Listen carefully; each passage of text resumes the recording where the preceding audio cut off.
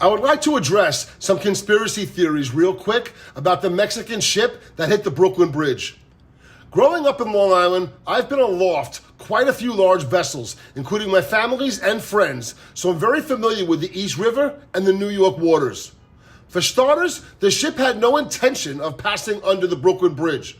Of course they knew they weren't going to clear it. Let me explain Lower Manhattan waterfront. They were docked in the South Street Seaport, which is south of the bridge, heading south to the Atlantic Ocean. And while we won't know anything until the NTSB report is published, we can review the footage and we know the facts. They were backing out of their slip and were definitely stuck in reverse, or in boating, called a stern-up. They hit the bridge backwards. There are several ways that can happen to a vessel.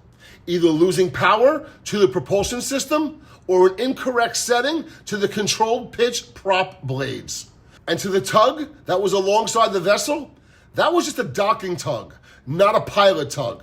Meaning, it was just there to help them get spun in the right orientation once they left the dock. But it was too late. The East River is gnarly when it has a lot of current.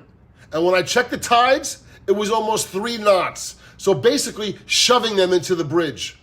Why didn't they get people down from the spars?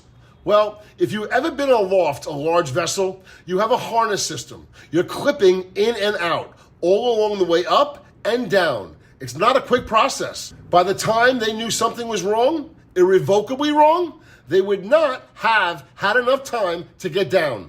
Lastly, to everyone who's asking about why didn't they drop an anchor, let me explain.